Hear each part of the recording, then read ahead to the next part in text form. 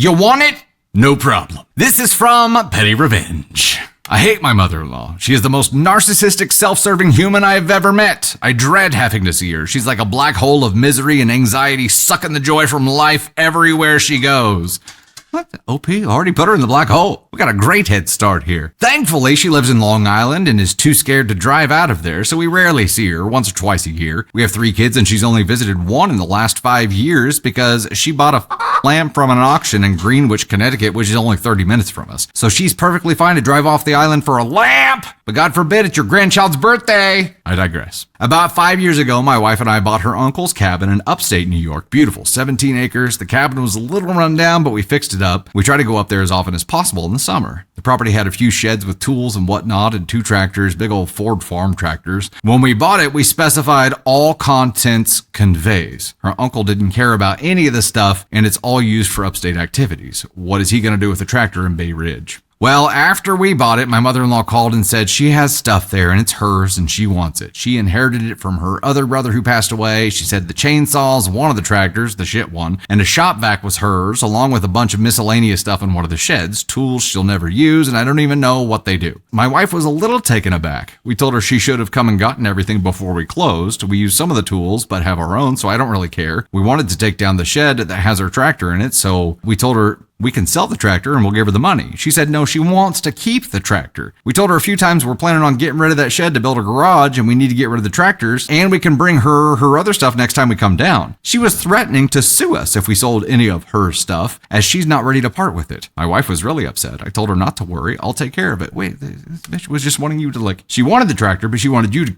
to keep it there. She wanted you to be a storage facility for her on stuff that you purchased. Okay. The next weekend we were upstate. I had rolled the tractor out of the shed and put together her mom's stuff. My wife asked me what I was doing. I said, just putting your mom's stuff together. She asked why. I said, so we can give it to her or sell it, or she can sell it, but it's got to go. I'm starting the garage tomorrow. She said, whatever, it can sit outside. I don't care. That night, after everyone fell asleep, I hatched my plan. I had hooked up my trailer. I loaded the tractor, which doesn't run, so I had to winch it on real quiet-like as to not wake anybody. Dude's winching a tractor trying to be a ninja about it. I loaded her toolbox, all the miscellaneous tools in the shed, chainsaw, shop vac into a big-ass wooden crate about 4x4, 3 foot tall, because her, and hit the road. It's 2.5 hours to my mother-in-law's house. I was trucking. I got there about 2 a.m. I quietly backed into her driveway. Thankfully, I'm a pro trailer backer-upper. Put the ramps right next to her car, put down the ramps, and had to jack up the trailer a bit to get it off slowly using the winch. Jacks are loud, but I put down a sweater trying to deaden the noise. I put the crate on a dolly and rolled it off down next to the tractor. It was heavy as hell, so I knew I had to get my dolly back so she can't move it. So I jacked it up to slide it off, easily 300-pound box. The entire time I can't believe I haven't been caught. She lives in a nice neighborhood and I just started doing sketchy shit at 2 a.m. The cops don't show up, whatever. Must have been there for 20 minutes max. I was hustling and had arranged everything for easy offload.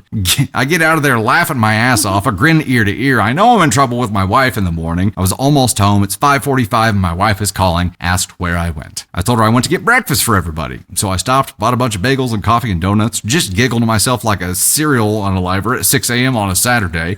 I get home and she asked why I still had the trailer hooked up. Damn. I says, I wasn't sure if I was going to the lumber yard or not, and I didn't feel like unhooking it. I'm trying to hide my excitement for the call, jacked up with adrenaline. 8 a.m. rolled around, nothing. 8:30, nothing. Luckily, it was a little chilly, so no one had gone outside to see the tractors gone. 9:15, the call came. I see her look at her phone, roll her eyes. Ugh, she hates her mom. I told her to pick it up. As soon as she picks it up, you can hear the screaming. My wife is like, what the f*** is happening?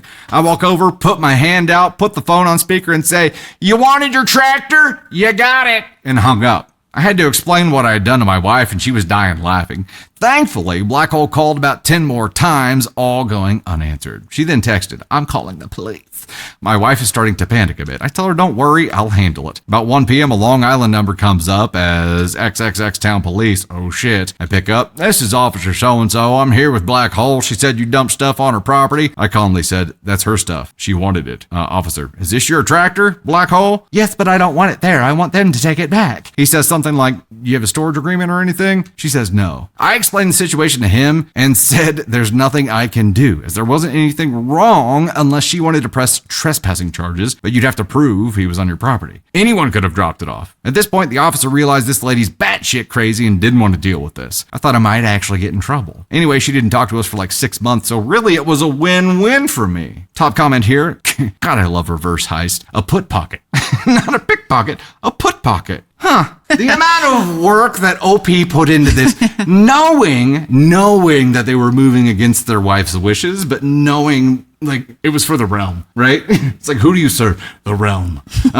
He did it for the realm. I love that he was grinning like the whole time. Like he's like, I did it. I got away with it. And it was just so perfect. It's like the good surprise, like happy, where you're just like, yeah. Happy accident. And he's just jacked on adrenaline because he pulled off a heist, a put pocket. A reversed heist. To do all of this extremely noisy shit. And get away with it. Carefully enough to get away with it. And you know what? You almost made it all the way back when the wife calls. She's like, where you been? At that moment, I'm like, Donuts.